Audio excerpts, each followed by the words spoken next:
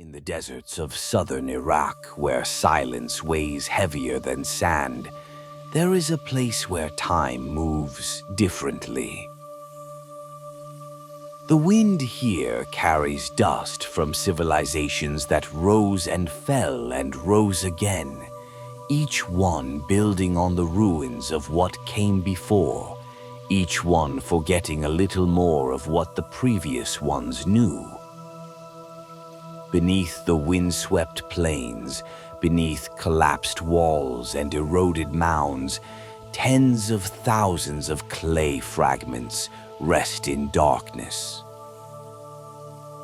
Each one is marked with wedge-shaped impressions that look almost like bird tracks pressed into mud.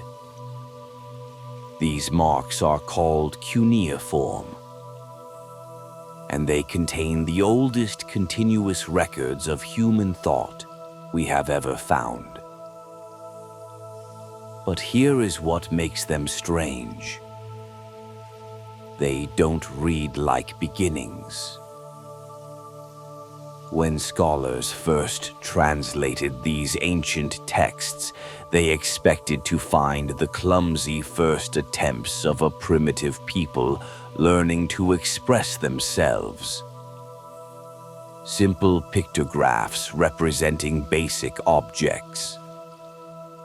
Crude attempts at recording transactions. The intellectual equivalent of a child's first drawings. Instead, they found something that made no sense at all. Tax records with sophisticated accounting methods. Medical prescriptions specifying exact dosages and preparation techniques.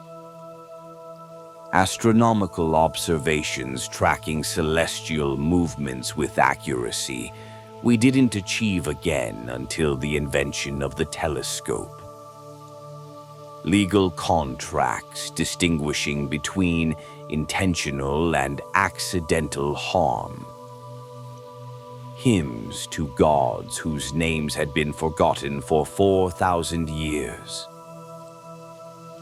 And running through almost everything they wrote, a phrase that appears again and again in temple inscriptions and royal dedications. This is the restoration of what was before. Not invention. Restoration. Tonight we follow that phrase into the deepest mystery of human origins. We ask a question that scholars have debated for over a century.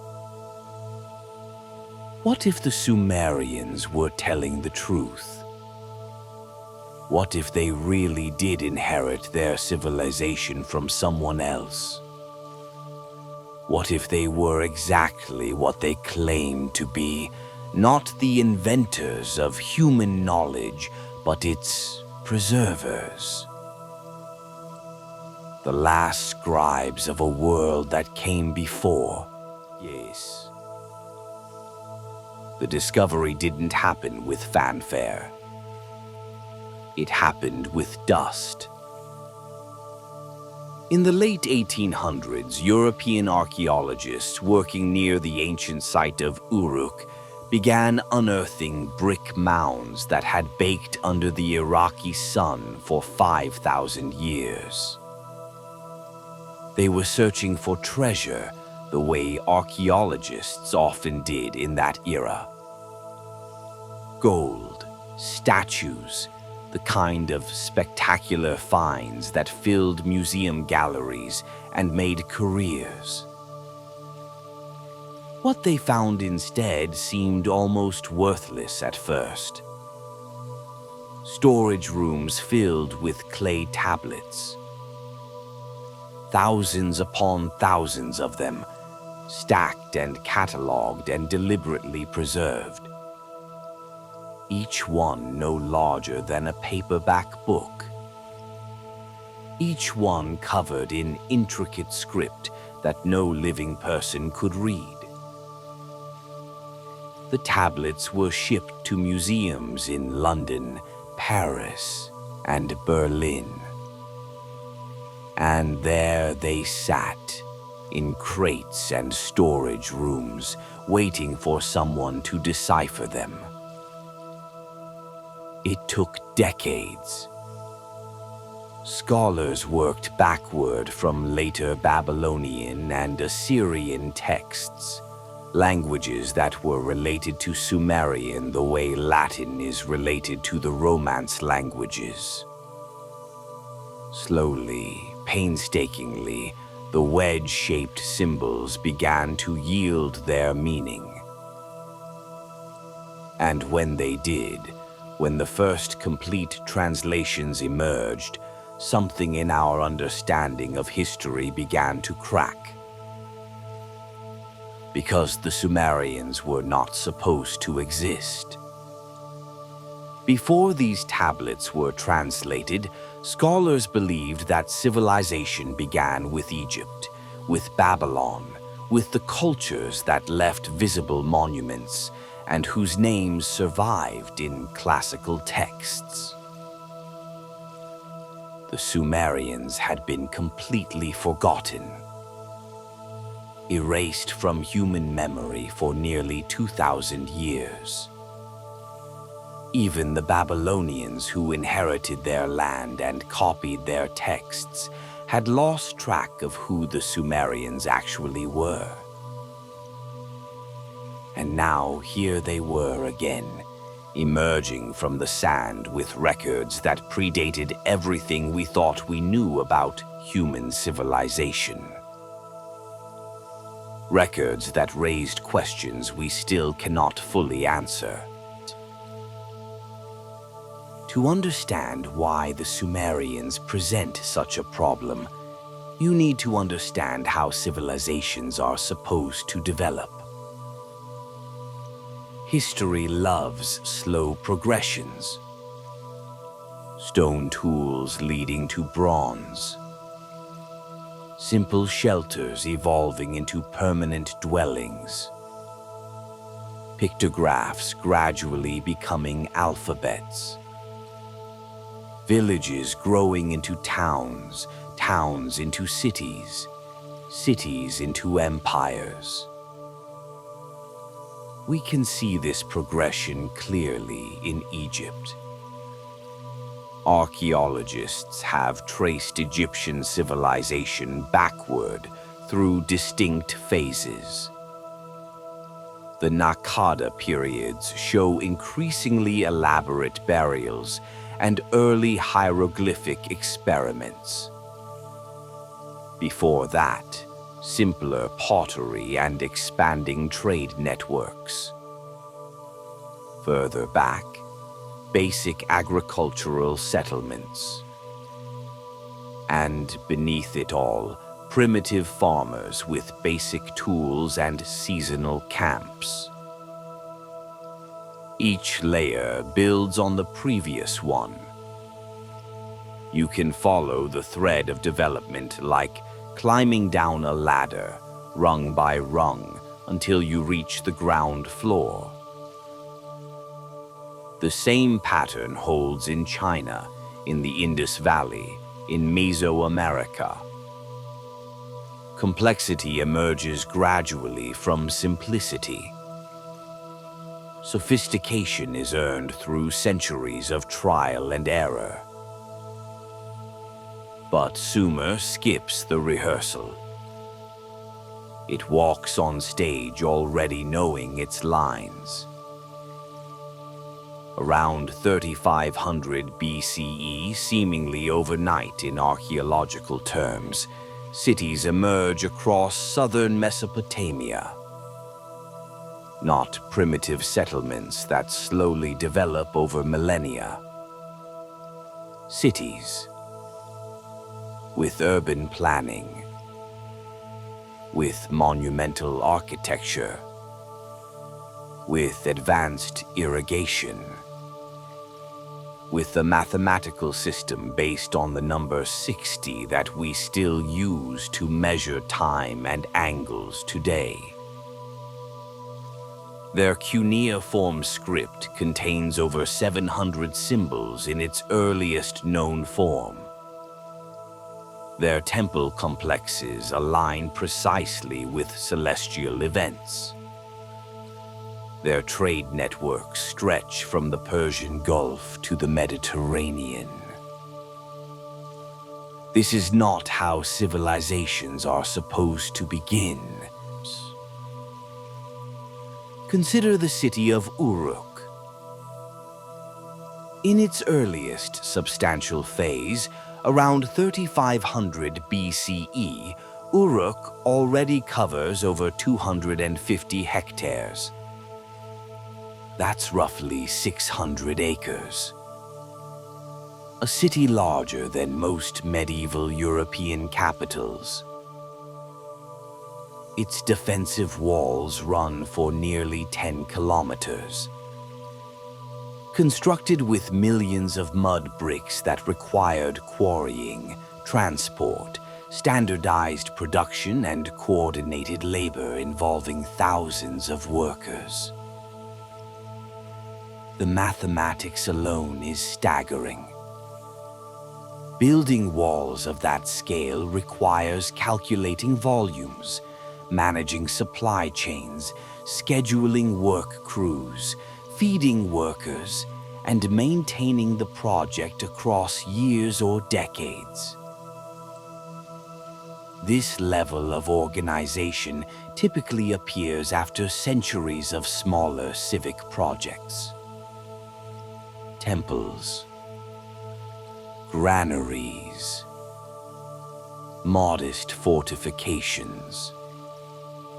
Practice runs that teach a society how to manage complexity. But Uruk's walls are there from the beginning. As if the city's founders already knew precisely how to manage projects of breathtaking scale. Inside those walls, the layout reflects careful planning. Residential districts separated from industrial zones. Temple complexes positioned at cardinal points. Streets aligned to facilitate drainage. The Temple of Anu, built on a massive raised platform, shows sophisticated knowledge of load-bearing architecture. Its foundation required calculating weight distribution to prevent collapse. Engineering knowledge that normally takes generations of building failures to acquire. Yet, there are no collapsed proto-temples beneath it. No trial and error foundations. Just competence from layer one. Archaeologists call this the Sumerian problem. It's not just that Sumer developed quickly. It's that it doesn't appear to develop at all. The same pattern repeats across every domain of Sumerian achievement. Their writing system appears without clear antecedents. When cuneiform first shows up in the archaeological record around 3400 BCE, it already contains approximately 700 distinct symbols. For comparison, the earliest Egyptian hieroglyphics use fewer than 200 symbols and take centuries to expand. Early Chinese oracle bone script employs roughly 5,000 characters, but those accumulate over a millennium of development. You can track their evolution from simple pictographs to complex characters. Cuneiform's 700 symbols appear simultaneously in tablets from multiple cities. suggesting not spontaneous invention in many places at once, but dissemination of an already established system. And these aren't pictographs that gradually abstract into symbols. From the earliest examples, cuneiform combines logograms, symbols representing words, with phonetic elements, symbols representing sounds. A hybrid system that usually takes centuries to evolve. Where is the proto-cuneiform? Where are the awkward transitional tablets where scribes are still figuring out how to represent complex ideas? They should exist. Every writing system leaves a trail of developmental debris. Ambiguous symbols. Inconsistent usage. Competing systems tried and abandoned. But Sumerian cuneiform appears standardized, as if someone taught it rather than invented it. The same is true for their mathematics. The base 60 system notation appears in the earliest tablets with no preceding developmental stages. No evidence of scribes experimenting with base 8 or base 12 before settling on 60. 60 is simply there, already embedded in everything. And 60 is not arbitrary. It has more divisors than any smaller number. It's evenly divisible by 1, 2, 3, 4, 5, 6, 10, 12, 15, 20, and 30. This makes it extraordinarily practical for trade, construction, and calculation. Dividing a circle into 360 degrees, 60 times 6, creates a system where angles can be subdivided cleanly for surveying and astronomy. Someone chose 60 deliberately, understanding its mathematical elegance. But who? And when? The Sumerians themselves don't claim to have invented it. In their educational texts, clay tablets used to train scribes in the Eduba schools, the standard phrase appears repeatedly. From distant days, the scribal art has been practiced. Not we developed this art. Not our teachers created this system, but from distant days. A passive construction that places the origin outside living memory. Among the school exercises found at Nippur are multiplication tables extending into the thousands. Division problems using fractions. Calculations for compound interest. Geometric formulas for calculating the areas of irregular fields. These aren't rudimentary lessons. They're advanced mathematics taught to children, which means the adults already possessed knowledge far beyond basic arithmetic. One tablet designated YBC 7289 and housed at Yale shows a square with its diagonals marked. Next to the diagonal is a numerical approximation of the square root of 2, calculated to 6 decimal places. 1.414, 2, 13. This level of precision requires understanding irrational numbers, a concept that supposedly wasn't formalized until the Greeks, 2,000 years later.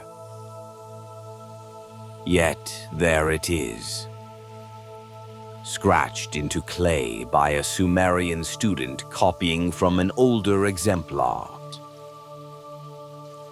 The same pattern appears in their medical knowledge. The earliest Sumerian pharmacological texts don't read like early experiments in healing. They read like reference manuals compiled from established practice.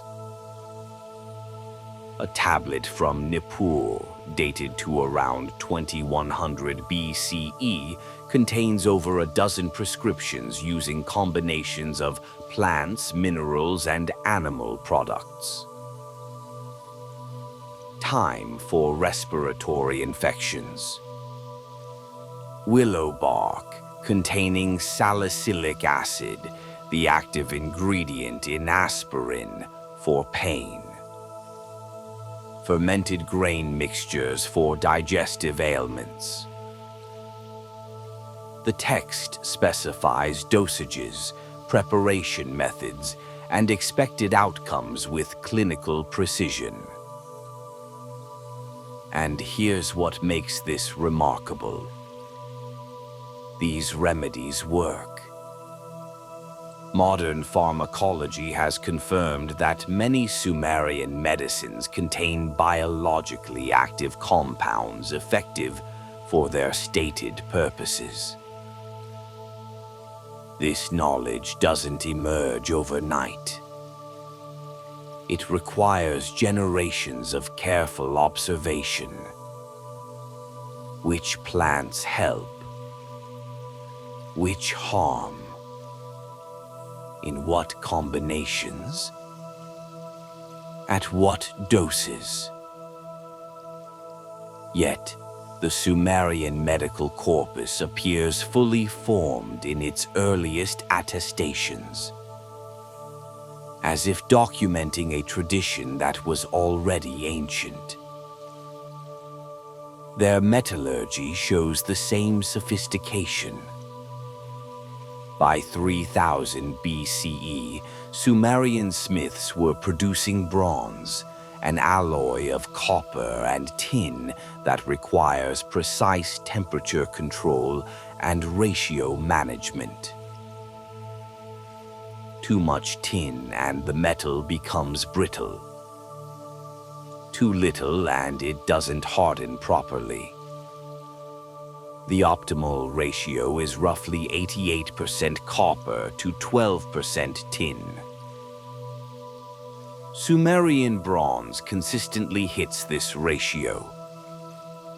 No phase of trial and error casting is preserved in the archaeological record. The earliest bronze artifacts show professional quality metalwork. Tools with proper temper. Weapons with effective edges. Decorative objects with sophisticated craftsmanship. This implies either that the Sumerians learned metallurgy from someone else, or that their learning phase happened so early it left no trace. Which raises the question: who taught them? Or when did they have time to teach themselves? Their legal codes suggest similar inheritance. The earliest Sumerian law collections, fragments predating Hammurabi's famous code by centuries, contain complex jurisprudence. Laws distinguishing between premeditated and accidental harm. Statutes governing property disputes and inheritance rights. Regulations for commercial contracts and debt management. These aren't primitive eye for an eye justice systems. They're nuanced legal frameworks. Frameworks that recognize different social classes with corresponding obligations. That include appeals processes. That distinguish between intent and accident in ways that required centuries of case law for modern legal systems to develop.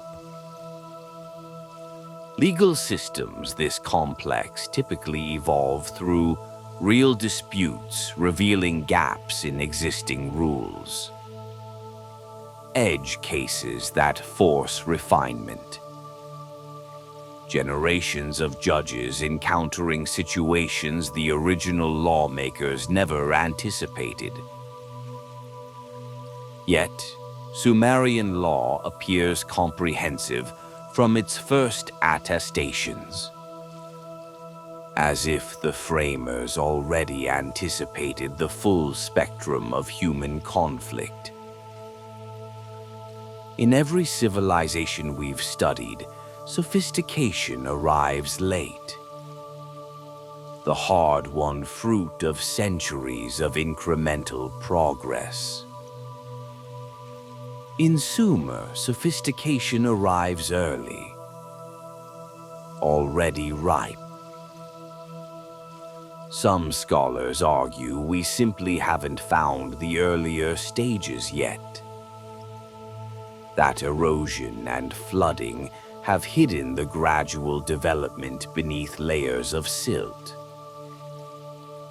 Others suggest that Sumer's development happened elsewhere, in regions now underwater or buried, and what we excavate are already mature colonies.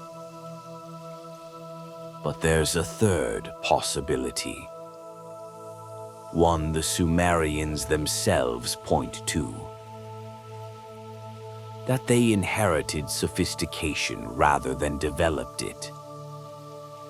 That the reason we can't find Proto-Sumerian civilization is because Sumerian civilization is the proto-version. The surviving remnant of something that came before.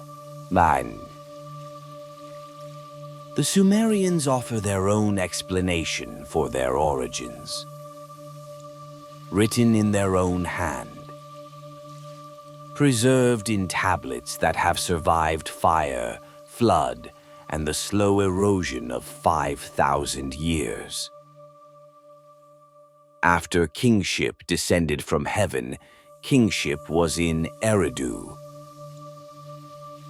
This phrase opens one of the most controversial documents in ancient history.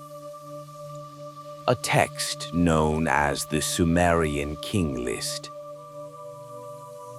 In 1906, a scholar named Hermann Hilprecht was cataloging fragments at the University of Pennsylvania Museum when he noticed something strange about a small clay prism from Nippur.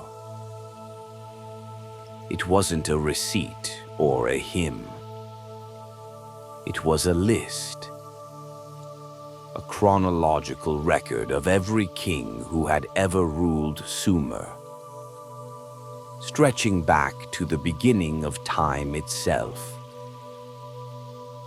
The prism is compact, about the size of a tall coffee mug, with columns of cuneiform covering all four sides. Other copies would eventually surface. Fragments from Larsa, duplicates from Ur, later Babylonian versions found at Nineveh. Each one tells the same story with minor variations in spelling or order. But the core structure remains consistent across centuries and cities. And the core structure is deeply strange. The text divides rulers into two distinct categories.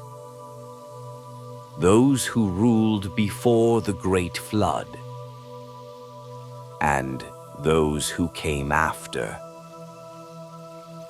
The antediluvian kings, the kings before the flood, are credited with reigns of extraordinary duration, some lasting tens of thousands of years.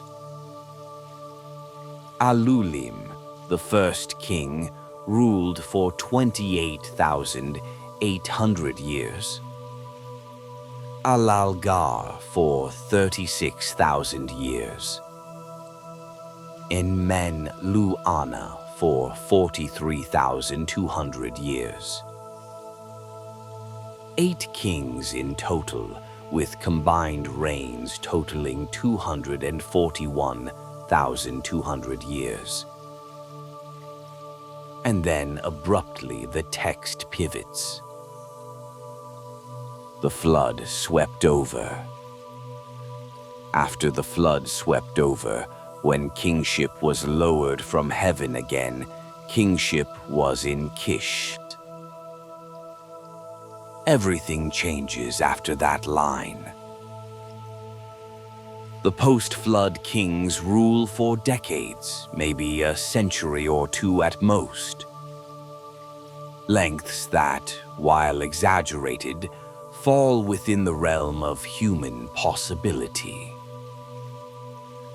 Scholars initially dismissed the pre-flood section as pure mythology, a creation story dressed up as history. Symbolic figures representing cosmic ages or divine eras before human time properly began. The post-flood kings, by contrast, begin to align with archaeological evidence. Some of the later names match rulers whose inscriptions have been found, whose tombs have been excavated, whose historical existence is independently confirmed. So the standard interpretation became this: myth transitions to legend, which gradually transitions to history. The impossible reigns are metaphor. The plausible reigns are memory. Somewhere in the middle, fantasy becomes fact. But this interpretation left questions unresolved. Why would the Sumerians frame obvious mythology in the same format as reliable history? Their myths, stories of Gilgamesh battling Humbaba, of Inanna descending to the underworld, don't pretend to be chronological records. They're clearly narrative, poetic, symbolic. The king list, by contrast, reads like bureaucracy. Name, city, reign length. Next. No embellishment, no drama. Just data. And why do these impossible numbers follow such precise patterns? In the 1960s, scholars began noticing something peculiar. The pre-flood reign lengths aren't random. They're multiples of 3,600.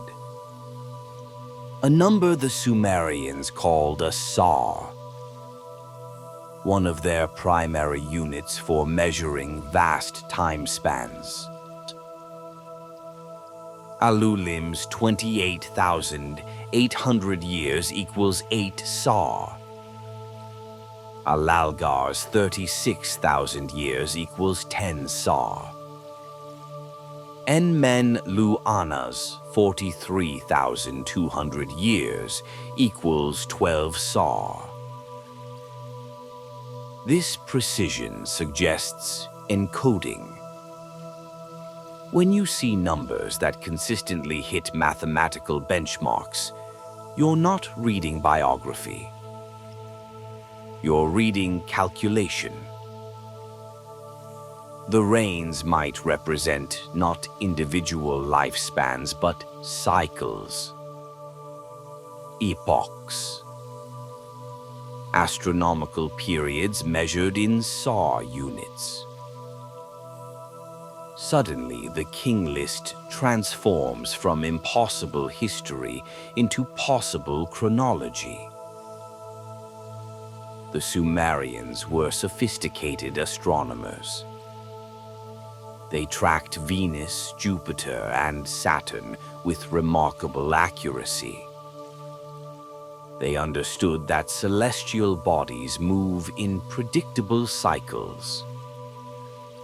Venus completing its synodic cycle every 584 days. Saturn taking roughly 30 years to orbit the Sun. Over long observation periods, these cycles create mathematical relationships. Conjunctions, oppositions, patterns that repeat. A SAR of 3,600 years is close to certain long-term celestial periods when converted into Sumerian sexagesimal mathematics. Some scholars have proposed that the king list's impossible reigns encode astronomical observations spanning millennia. Continuous star watching that would require either institutional memory passed down through countless generations or inherited knowledge from earlier sky watchers. Consider what 43,200 years represents. 12 full SAR cycles. If this encodes something astronomical, perhaps the precession of the equinoxes, which takes roughly 25,920 years to complete a full cycle, or a multiple of planetary conjunctions, then the king list isn't claiming Enmenlu-Ana lived for 43,000 years. It's claiming his era corresponded to 12 complete cosmic cycles. The text becomes a calendar, not a biography.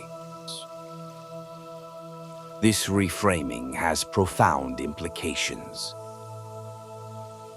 If the pre-flood section records epochs rather than lifespans, then the king list preserves a chronological system that predates Sumerian civilization.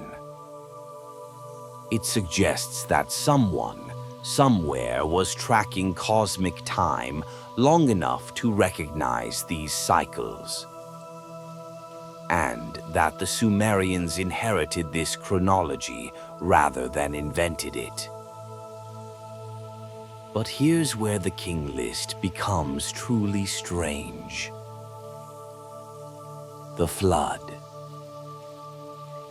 The document treats the flood as a discrete historical event, a moment when continuity broke.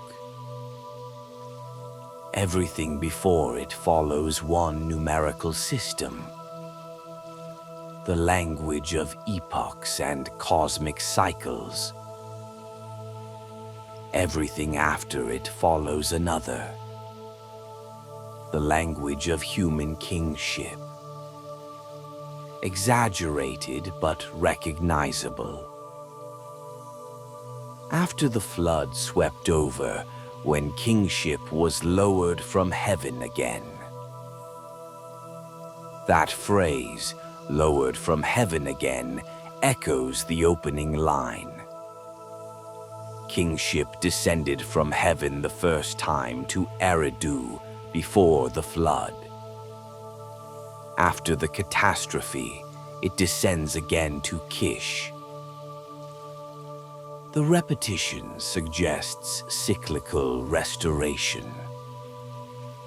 The world is organized. Catastrophe disrupts it. The world is reorganized. What makes this unsettling is how it aligns with geological evidence.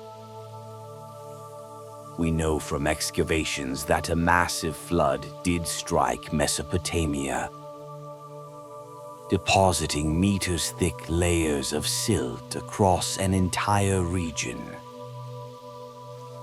We know the flood wasn't global, but within the boundaries of Sumerian experience, it might as well have been.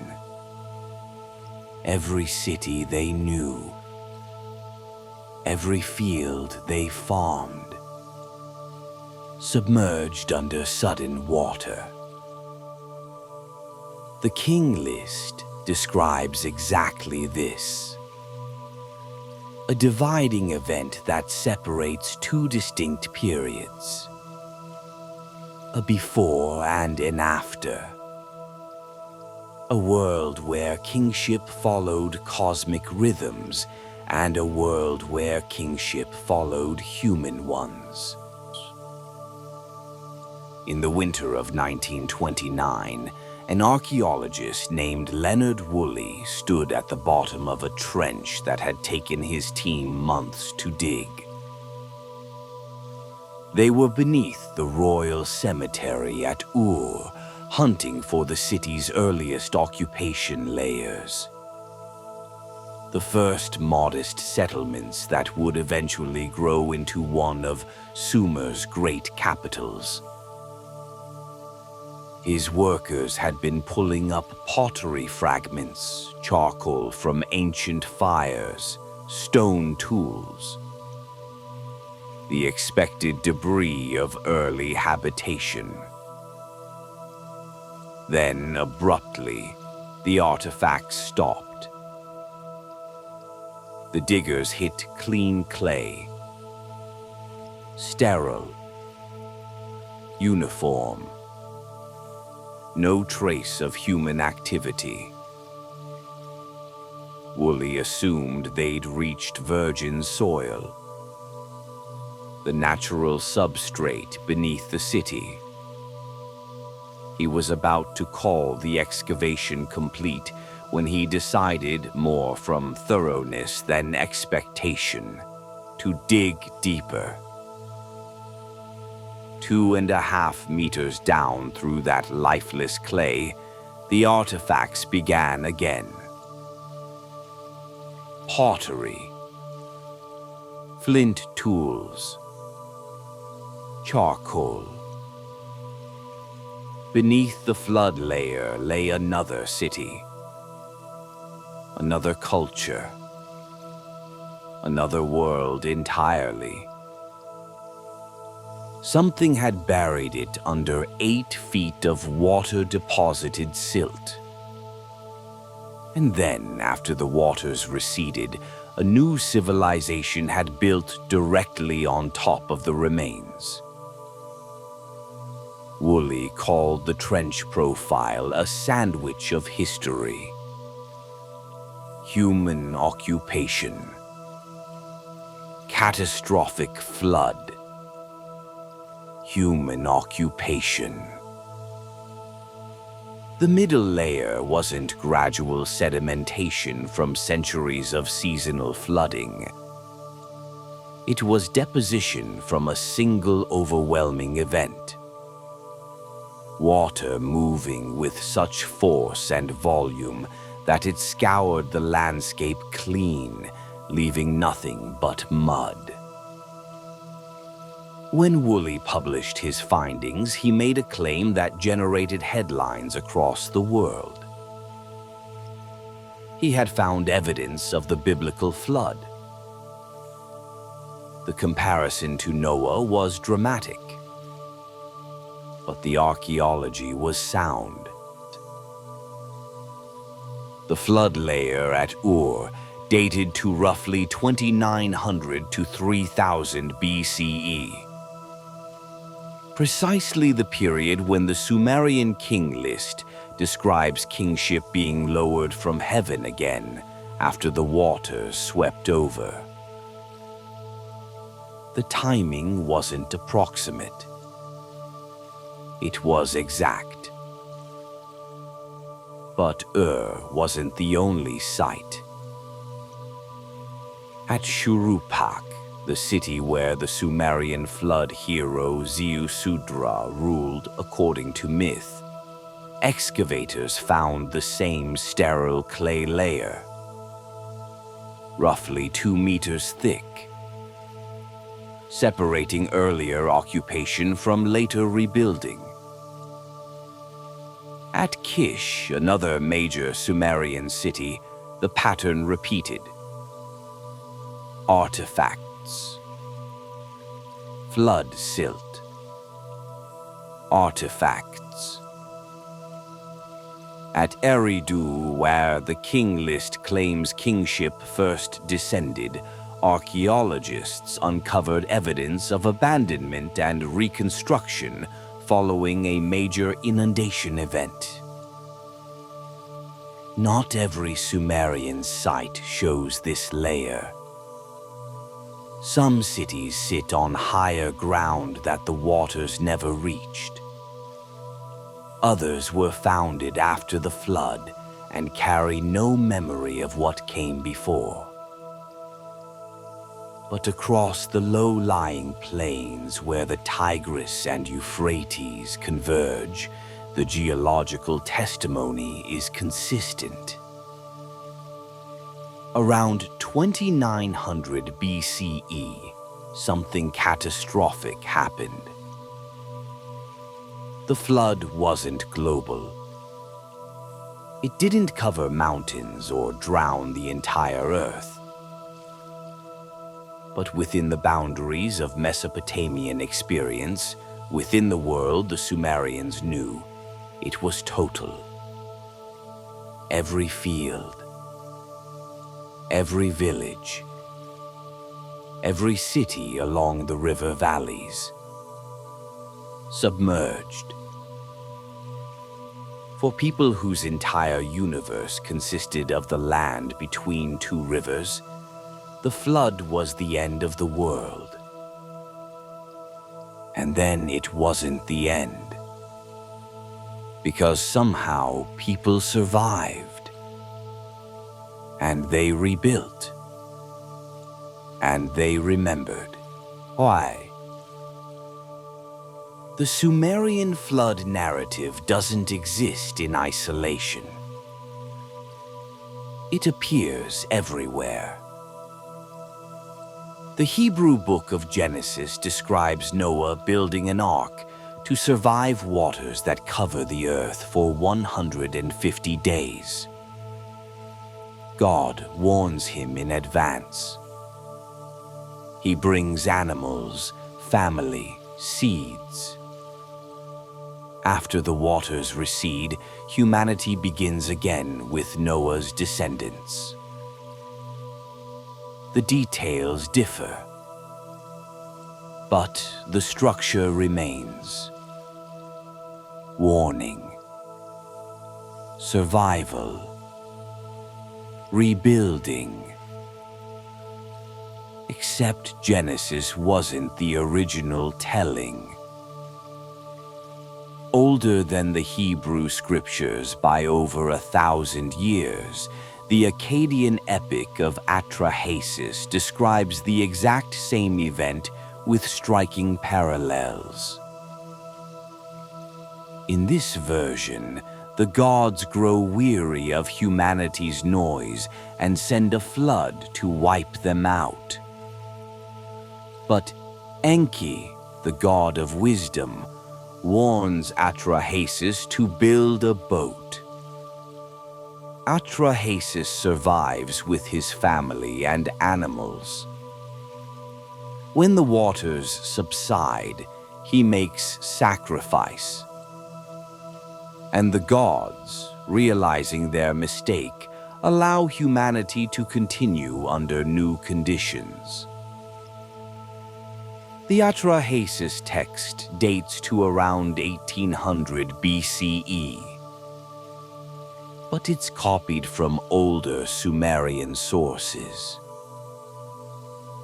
The Sumerian version, found in fragments, names the hero Ziusudra and places him as king of Shuruppak, the same city where archaeologists found the 2-meter flood layer. The geography matches the geology. The myth matches the mud. And these traditions spread far beyond Mesopotamia. Hindu scriptures record the pralaya, a cosmic deluge that ends each age of the world. Manu, warned by a divine fish, builds a boat and preserves the seeds of life. In Mesoamerica, Aztec and Maya texts describe multiple destructions of previous worlds, several by flood. More than 500 documented cultures worldwide preserve flood traditions. Spanning continents and isolated populations with no historical contact. Scholars have long debated how to explain these parallels. Some argue for universal human psychology. Floods are common enough disasters that every culture naturally generates flood mythology. But the details are too consistent. It's not just there was a flood. It's there was the flood. The one that divided time into before and after. The one that nearly ended humanity. The one that required divine intervention to survive. Random, independent invention doesn't produce that level of narrative coherence.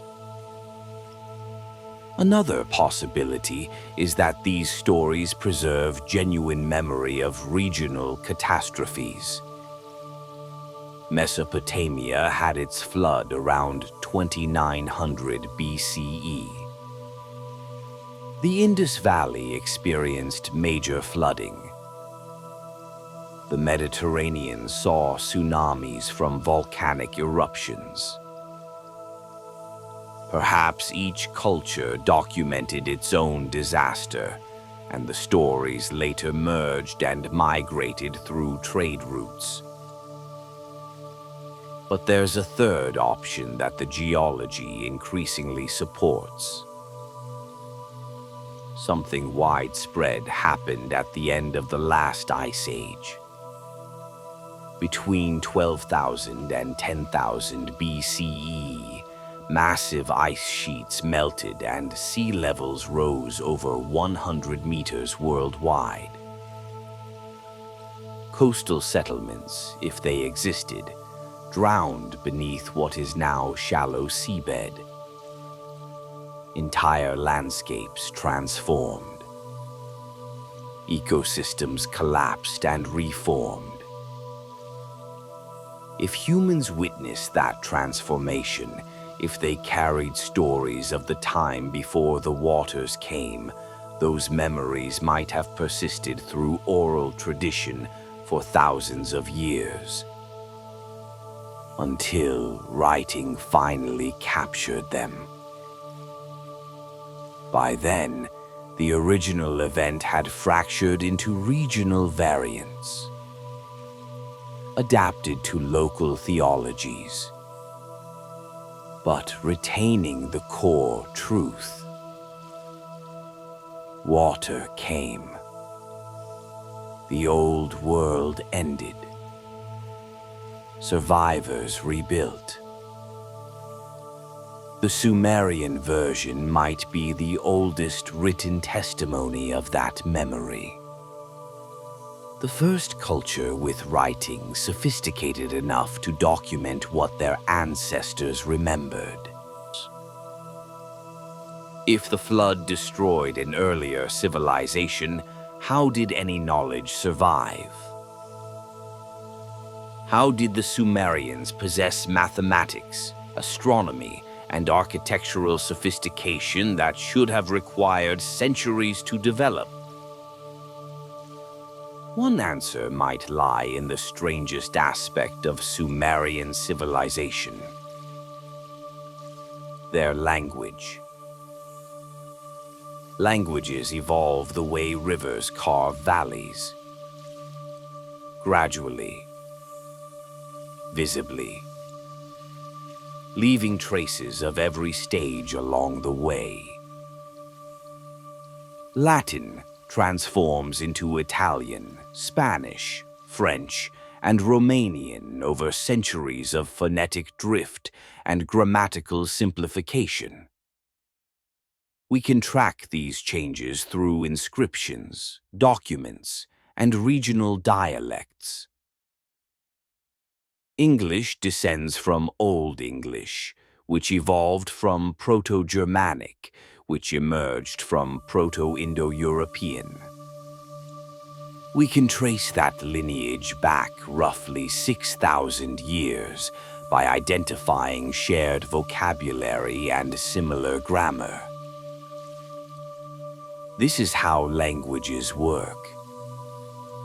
They come from somewhere. They carry ancestry in their bones. Even when a language dies, it leaves linguistic DNA in the languages that replace it. Loan words, grammatical quirks, phonetic fossils that betray their origins. And then there's Sumerian. Sumerian appears in written form around 3300 BCE, with no precursor, no parent language, no family tree. Linguists call it an isolate, a language with no known living or dead relatives anywhere on Earth. It stands alone, as if it fell from the sky fully formed. This shouldn't be possible. Languages aren't spontaneous creations. They develop from earlier tongues through slow mutation. Even when populations migrate and encounter new environments, their language carries evidence of where they came from. Vocabulary borrowed from neighbors. Grammar influenced by contact. Sounds shaped by the languages spoken around them. But Sumerian shows none of this. Its structure bears no resemblance to the Semitic languages that surrounded it. Languages like Akkadian, Assyrian, and Babylonian, which would eventually dominate Mesopotamia. Semitic languages use root systems built from 3 consonant cores. KTB in Arabic gives you words related to writing. Sumerian doesn't work like this at all. Instead, Sumerian is agglutinative. It builds complex meanings by stringing together smaller morphemes like beads on a chain.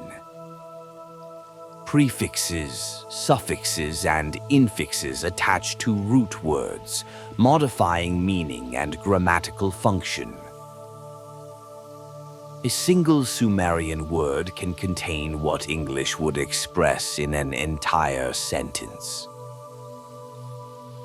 This kind of system resembles languages like Turkish, Finnish, or Japanese more than anything spoken in ancient Mesopotamia. But Turkish, Finnish, and Japanese all have linguistic relatives. We can trace their histories, identify their language families, connect them to earlier forms. Sumerian connects to nothing. Linguists have spent over a century searching for relatives. They've compared Sumerian to Uralic languages, to Dravidian languages in India, to Caucasian languages in Georgia and Armenia.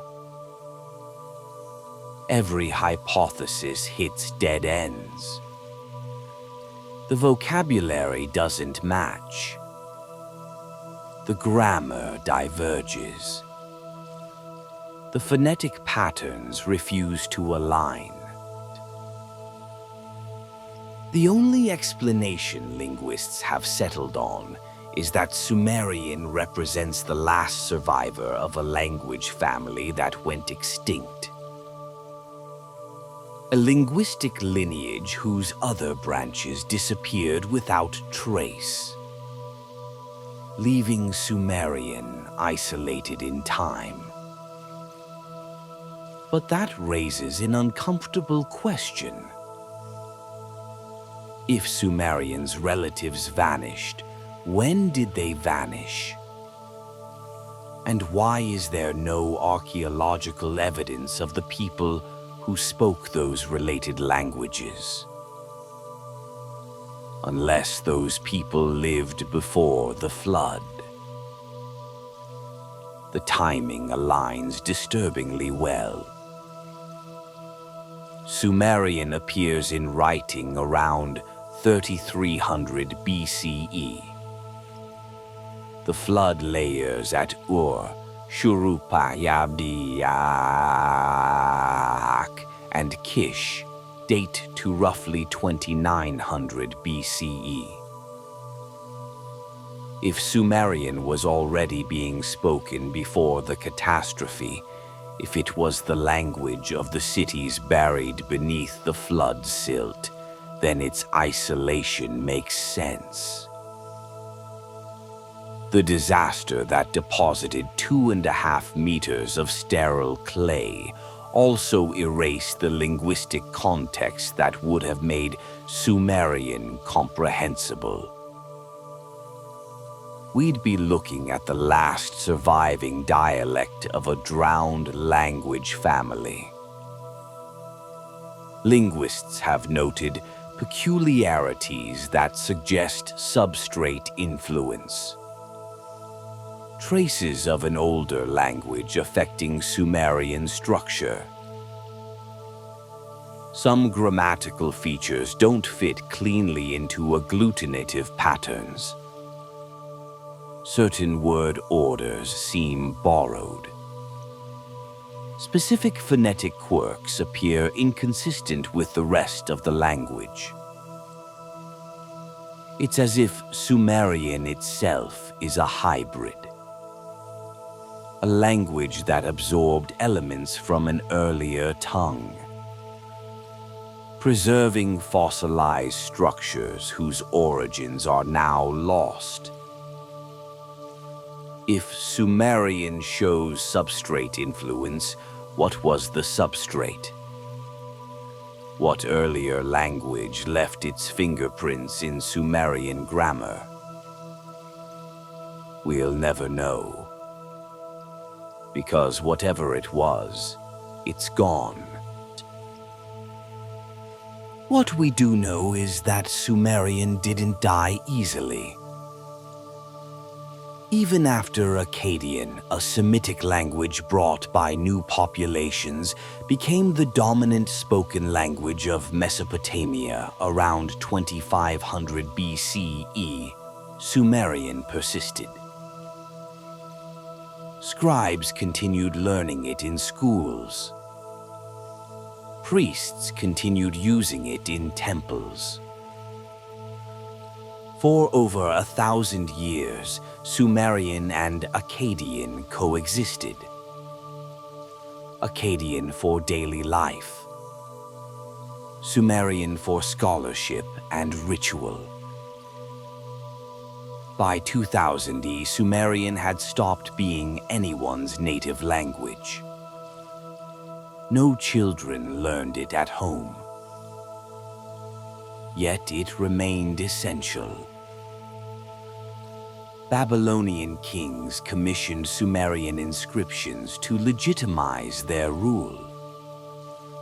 Scholars copied Sumerian texts to preserve ancient wisdom. Temples maintained Sumerian liturgies because they believed the gods preferred the old tongue. Sumerian became what Latin would become to medieval Europe: a sacred language, the key to older knowledge, the speech of ancestors who understood truths modernity had forgotten. Babylonian scribes created bilingual dictionaries, painstakingly translating Sumerian texts into Akkadian so the knowledge wouldn't be lost.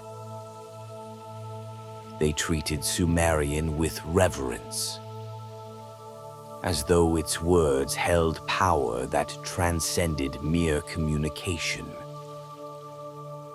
One scribe copying a Sumerian hymn around 1800 BCE added a note in Akkadian. The ancient words must not be altered. They contain the wisdom from before the Great Change. What great change? The flood. The transition from Sumerian to Akkadian dominance. Something older still. The Babylonians themselves didn't know. They simply understood that Sumerian mattered. That preserving it meant preserving access to something essential.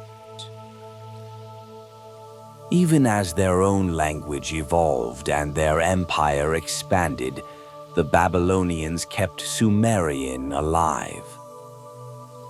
In schools, libraries, temples, for another 2,000 years. The last cuneiform tablet ever written, dated to 75 CE during the Roman Empire, contains Sumerian phrases. By then, Sumerian had been dead as a living language for over 2,000 years. Yet someone, somewhere in Mesopotamia, still thought it worth writing down. What were they trying to preserve? Perhaps Sumerian wasn't just a language. Perhaps it was a time capsule. The last linguistic remnant of a world that existed before the waters came. Before catastrophe fractured continuity. Before the people who spoke related languages disappeared beneath the flood silt that Leonard Woolley would excavate 4,000 years later. If Sumerian is a fossil, then the language itself becomes evidence. Proof that something existed before Sumer. Something sophisticated enough to develop complex grammar, something organized enough to require written communication. Something that vanished so completely that only echoes survive. In a tongue no one understands the origins of. Is Sumerian a fossil of a pre-flood language? The answer might lie not in grammar or vocabulary, but in what the Sumerians used that language to describe. Stories that sound less like imagination and more like testimony. Myths that read less like poetry and more like memory. Translated into the only form that could survive catastrophe. Most creation myths begin with gods speaking worlds into existence. A word. A breath, a command, and reality obeys. The Hindu Rig Veda describes creation emerging from cosmic sound. The Hebrew Genesis has God saying, "Let there be light," and light complies. These are stories of divine will manifesting instantly. Perfectly, without struggle. Sumerian creation myths don't work like that. They describe problems, mistakes, iterations, adjustments made across multiple attempts before anything functional emerges. If these texts are myths, they're unusually honest about failure. And if they're metaphors, they're remarkably specific about process. The Atrahasis epic, composed around 1800 BCE from older Sumerian sources, opens not with humanity, but with divine labor disputes. The younger gods, the Igigi, are exhausted from maintaining the world. They dig irrigation channels, dredge rivers, build temples. After 3,600 years, one Sar cycle, they revolt. They burn their tools, march on the assembly of elder gods, demand relief. The elder gods convene.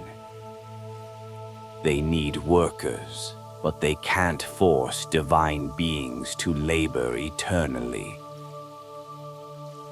Enki, the god of wisdom and fresh water, proposes a solution.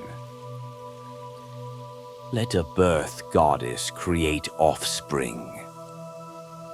Let man assume the drudgery of the gods. But creating humans isn't instantaneous. It requires experimentation.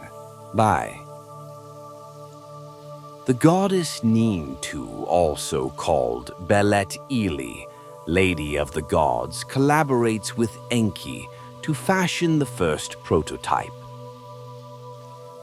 They take clay from the Abzu, the primordial freshwater abyss beneath the earth. They mix it with the blood of We'ila, a slain god whose essence provides something the clay alone cannot. The text is explicit about ingredients. Clay, physical matter, divine blood, animating essence, the womb of the birth goddess, the vessel where mixing occurs. Then Nintu begins the process. She pinches off clay. She mixes it with the divine essence. She shapes forms. And then she makes 7 beings. But they're defective. A separate creation account, the Enki and Ninmah text preserved on tablets from Nippur, describes this phase in uncomfortable detail. Ninmah creates the first human, but something goes wrong. The being cannot hold back urine. Enki assigns it a role anyway. A servant who needs no control. She creates another.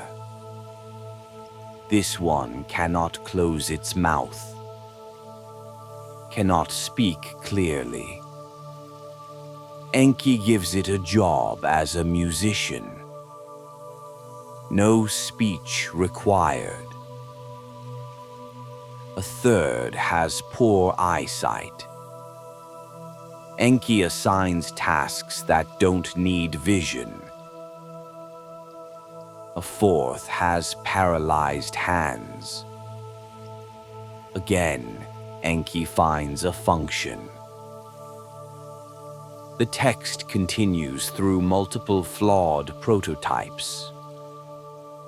Beings with physical and cognitive defects.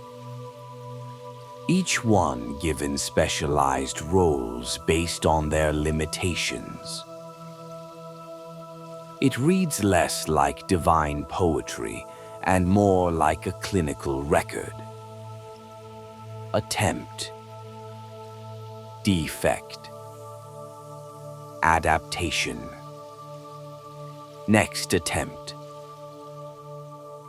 This is quality control documentation. Eventually, the process stabilizes. Nintu and Enki refine their technique. They produce functional humans capable of reproduction, labor, and maintenance of civilization.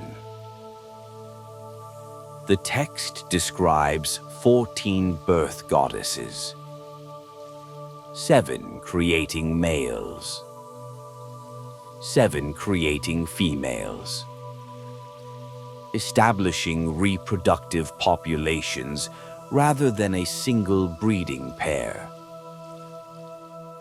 The language throughout is procedural.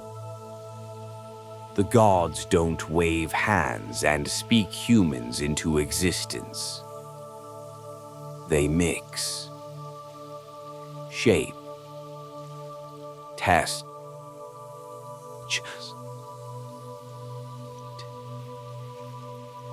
There's craftsmanship here, not miracle. Engineering, not magic. What makes this even stranger is the purpose.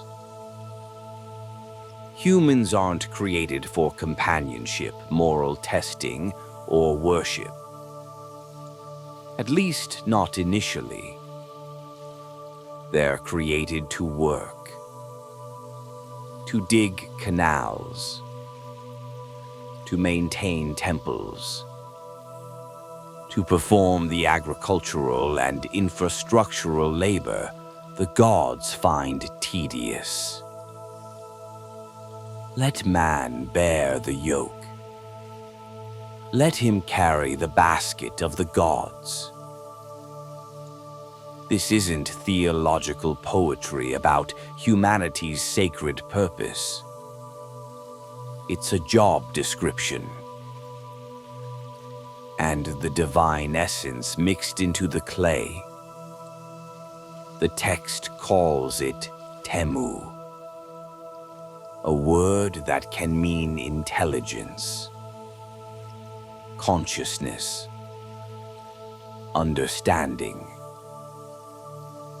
The blood of Weila contains something that transforms inert clay into thinking beings.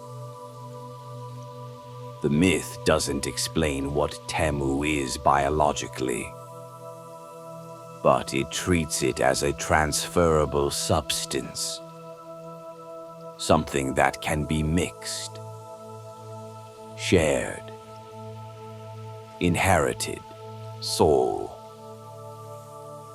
We read this as metaphor because the alternative is too strange. That the Sumerians were attempting to document a process they'd witnessed or inherited knowledge of, encoding it in the only framework available to them: mythic narrative, where gods do the work humans observe. But consider the structure. Creation myths from other cultures describe instantaneous perfection. The Judeo-Christian Genesis has God creating humans complete and functional on the sixth day. The Greek Prometheus molds humans from earth and gives them fire. But there's no intermediate stage of failed prototypes. Egyptian creation myths have Khnum forming humans on a potter's wheel, each one emerging perfectly formed. Only Sumerian creation accounts include failure, adjustment, and incremental improvement, the hallmarks of experimentation. Scholars interpret this as philosophical reflection on human imperfection. The flawed early humans represent the range of human disabilities and limitations. The myth functions as social commentary. Even imperfect beings have value and roles. But why structure it as sequential experimentation? Why include trial and error at all if the point is simply to acknowledge human diversity? Unless the structure itself is the memory. The ancient world had no concept of genetics, no vocabulary for heredity beyond bloodline, no framework for understanding biological inheritance. If someone from a pre-literate culture observed selective breeding, whether of animals or something else, how would they describe it? They'd need metaphor. They'd need narrative containers for processes they perceived but couldn't explain scientifically. The gods mixed clay with divine essence might be the only way to say someone combined elements to create new forms. They made mistakes and corrected them might be the only way to preserve there was a process involving failure and refinement. The texts themselves encourage this reading. They're procedural, not poetic. They describe steps, sequences, and outcomes. They sound less like spiritual allegory and more like technical documentation translated into mythological language. Because no other language existed yet. And the beings who possess this knowledge, the Sumerians had a name for them. Repeated across every text, every temple, every astronomical record. They called them the Anunnaki.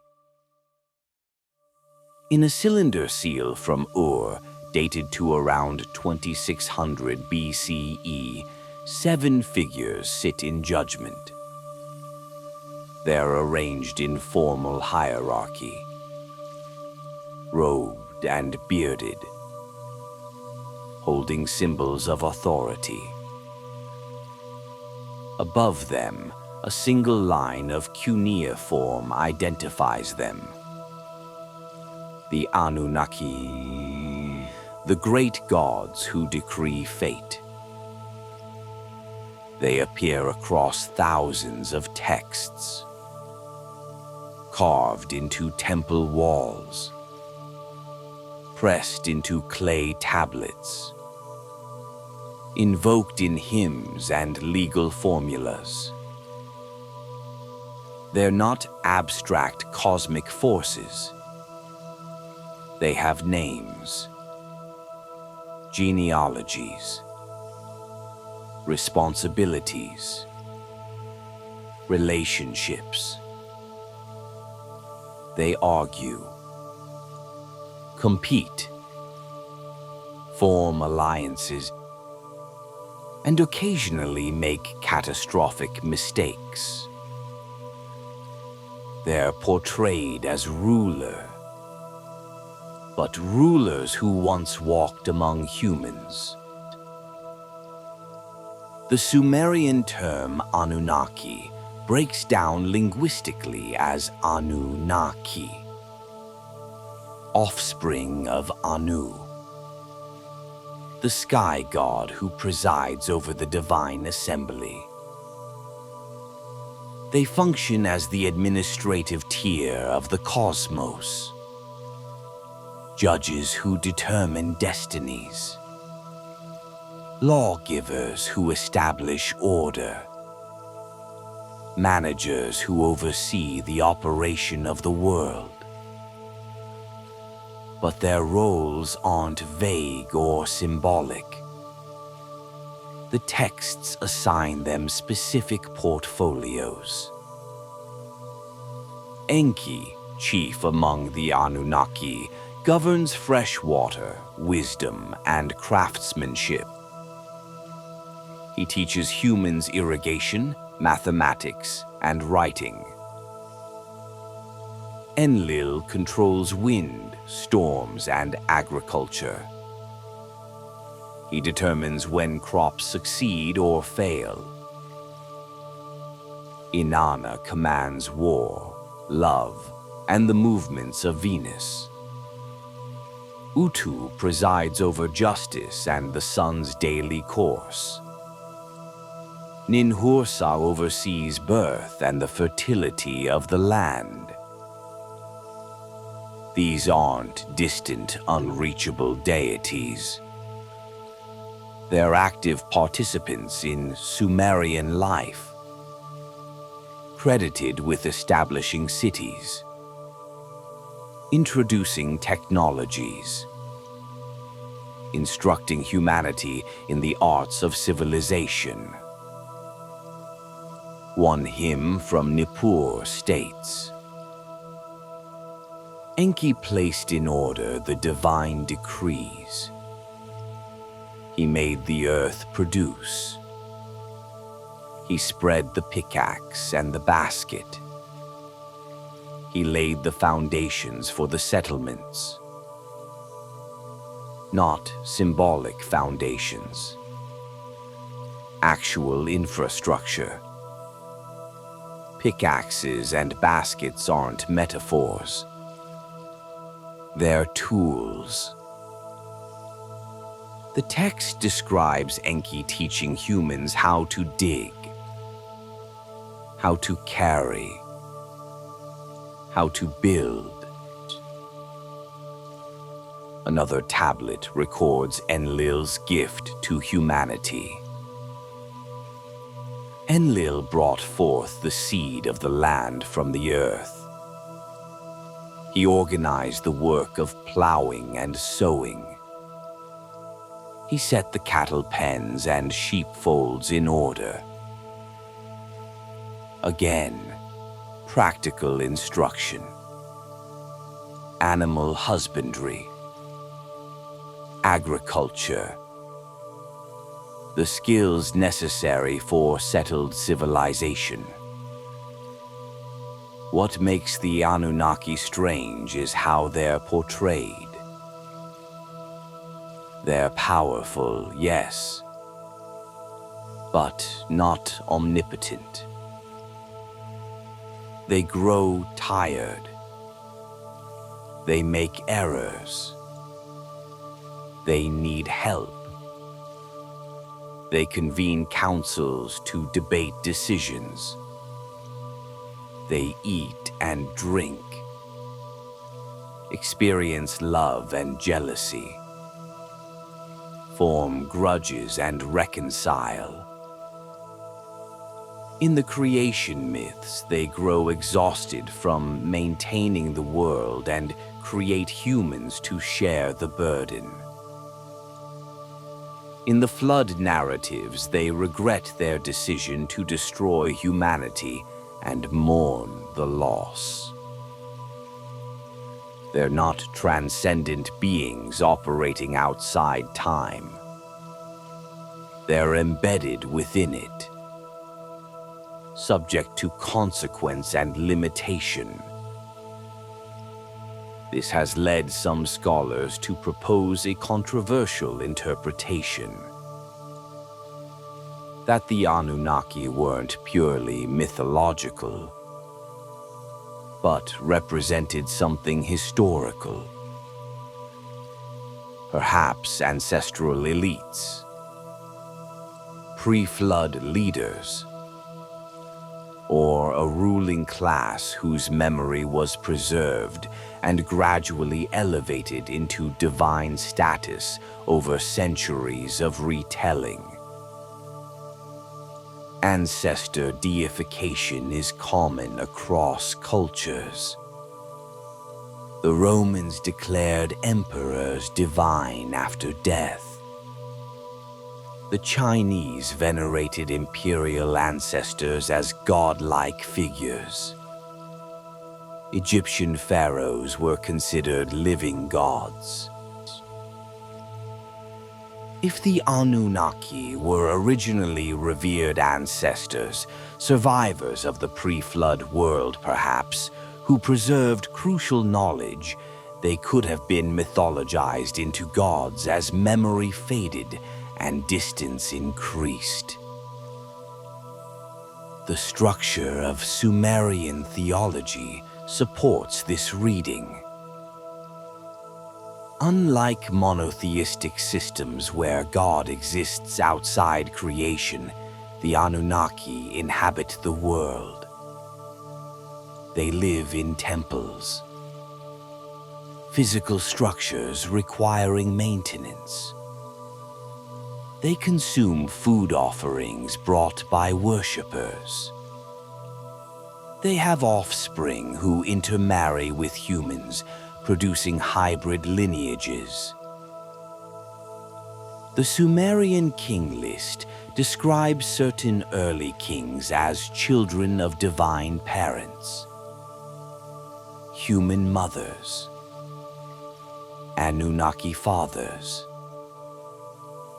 This blending of mortal and divine bloodlines appears repeatedly in Sumerian genealogies, suggesting either mythological legitimation of royal power or genuine belief that certain lineages descended from pre-flood elites who married into post-flood populations. What makes this interpretation more compelling is how similar figures appear across unrelated cultures, separated by oceans and millennia. In Egypt, the Neteru, often translated as gods, are portrayed as teachers who arrived in pre-dynastic times to establish law, agriculture, and astronomy. Like the Anunnaki, they're shown engaging in recognizably human activities. In Hindu tradition, the Devas, celestial beings who shape reality, descend periodically to instruct humanity. They teach sacred knowledge, establish dharma, guide civilization through cycles of creation and destruction. Mesoamerican cultures describe sky teachers who descended to instruct humanity after previous worlds were destroyed by flood and fire. Quetzalcoatl, the feathered serpent, brings writing, mathematics, astronomy, and agriculture. The same portfolio attributed to Enki in Sumerian texts. Viracocha in Incan mythology performs identical functions, appearing after catastrophe to rebuild civilization. Greek mythology preserves the Titans, primordial beings who ruled before the Olympian gods, who taught humans fire, metalwork, agriculture, and law. Prometheus, a Titan, defies Zeus to give humanity knowledge, suffering eternal punishment for bridging the gap between divine and mortal understanding.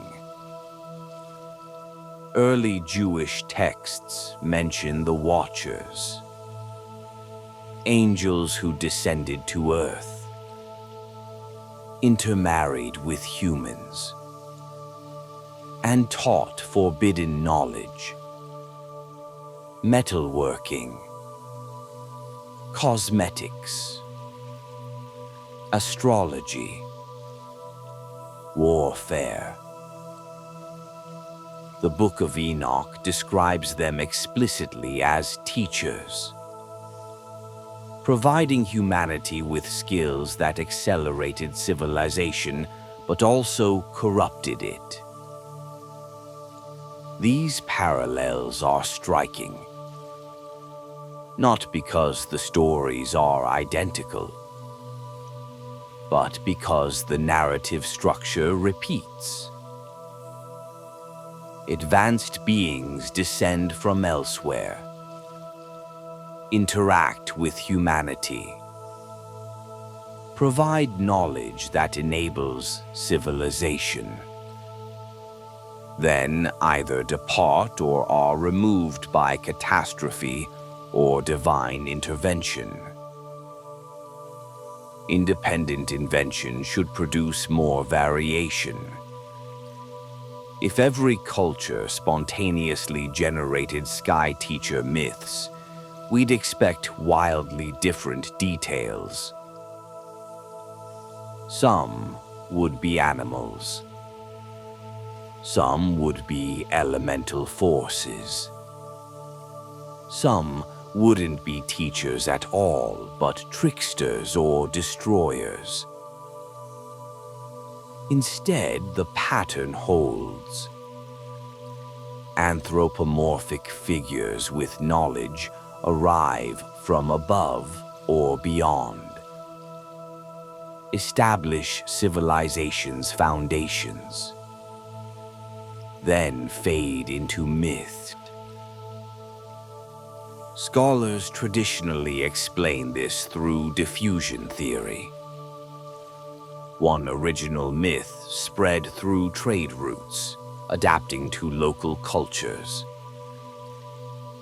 But the geographical distances are too vast. The time gaps too long. The narrative cores too consistent for simple cultural borrowing. The alternative is shared ancestral memory. If something significant happened in humanity's deep past, if knowledge was transmitted from an earlier culture to later ones, the memory of those transmitters might persist globally, adapted into local mythologies, but retaining the essential truth. Someone taught us. The Sumerians called those teachers the Anunnaki. The Egyptians called them Neteru. The Hindus called them Devas.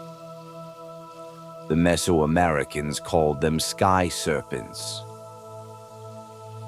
Different names, same function. Maybe we've been reading these accounts backward. Maybe the gods weren't invented to explain the mysteries of existence.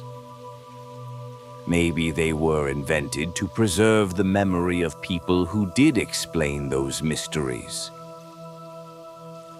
People who possessed knowledge worth remembering, whose names were eventually lost, but whose legacy survived, encoded in divine form.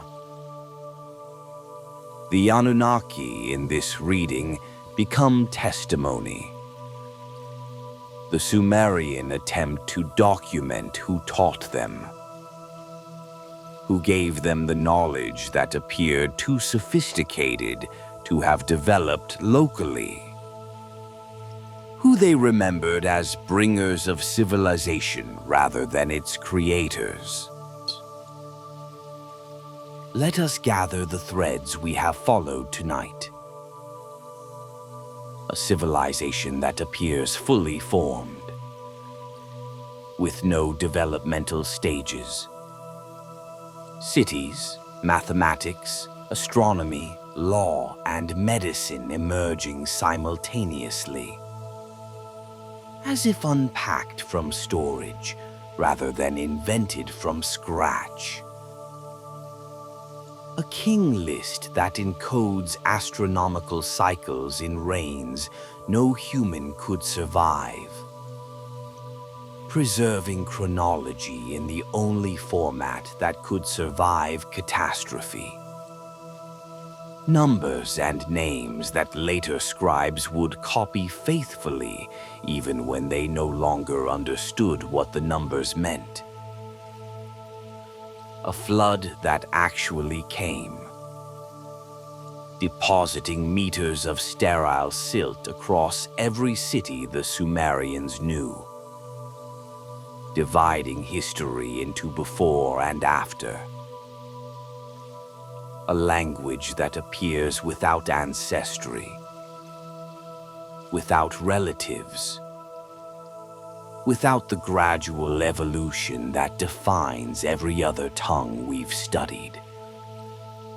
A fossil of a speech community that vanished so completely that only this one dialect survived. Creation myths that read less like poetry and more like process documentation. Trial and error. Failed prototypes. Incremental refinement. And the Anunnaki. Teachers. Judges. Bringers of knowledge. Portrayed not as distant cosmic forces, but as beings who lived among humans, who established the foundations of civilization, who descended from heaven and then faded into memory. What if none of this is mythology? What if the Sumerians were exactly what they claimed to be? Archivists of an earlier age. Custodians of knowledge that survived catastrophe. Scribes documenting what their ancestors told them about the world before the flood. Here, the flood is the pivot point. The moment when continuity shattered. Before it, a culture sophisticated enough to develop base 60 mathematics, precise astronomy, complex language, practical engineering. After it, survivors rebuilding from fragments, preserving what they could, passing down stories that gradually transformed from testimony into myth as the original context drowned beneath silt and time. We keep expecting the Sumerians to tell us they invented civilization. They keep telling us they restored it. We've spent 150 years insisting they must be speaking metaphorically, because the alternative rewrites everything we thought we knew about humanity's timeline. But what if they meant it literally? What if the clay tablets aren't imaginative literature, but documentary evidence? The earliest surviving testimony about who we are and where we came from. Recorded by people who knew they were the last generation that remembered. Every wedge-shaped mark pressed into wet clay is a message from a world that no longer exists. Transmitted across 5,000 years by scribes who believed what they were writing mattered. They called it restoration. They called it memory. They said knowledge was given. Kingship descended from heaven. Humanity was shaped from earth and divine essence. Before the waters came and everything changed. We called it myth, because we couldn't imagine it being anything else. Yao. But myths don't leave fingerprints in clay. Myths don't encode astronomical observations accurate to within a single day. Myths don't preserve mathematical systems still functional after 5 millennia. Myths don't create language isolates with no developmental history. Memory does. Did the Sumerians record humanity's true origin? Did they preserve the memory of a civilization that existed before them? We cannot answer with certainty. The evidence is fragmentary. Much has been lost to time, erosion, and the catastrophes that periodically reset human progress. But the questions remain, pressing against the boundaries of what we think we know. Why does Sumerian civilization appear fully formed? Why does their language have no relatives? Why do their creation myths describe experimentation rather than instantaneous perfection? Why do flood traditions appear in over 500 cultures worldwide?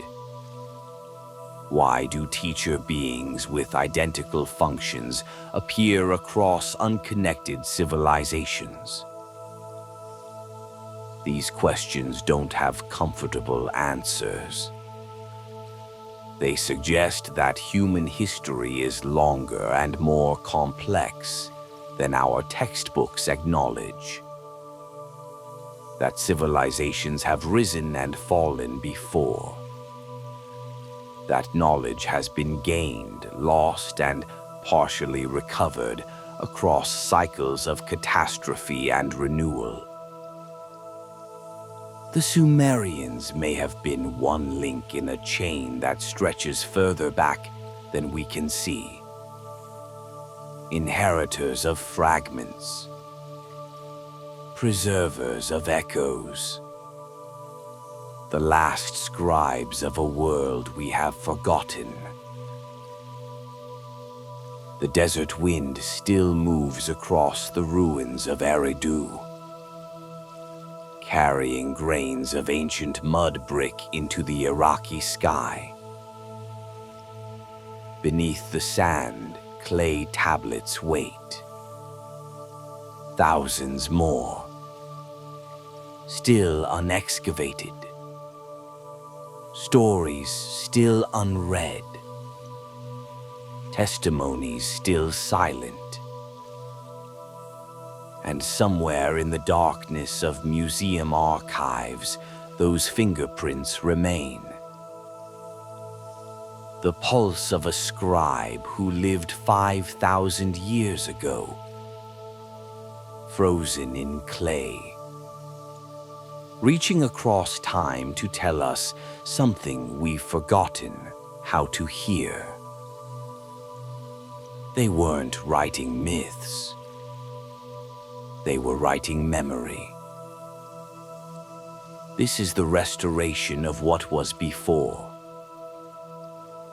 Not the beginning of human story, but its continuation. After the waters receded, after the old world drowned, after everything changed, the Sumerians rebuilt. They remembered. They recorded what they knew. And they left it for us to find. Whether we choose to believe them is up to us. Tonight we asked a question. What if the Sumerians recorded a civilization that existed before them?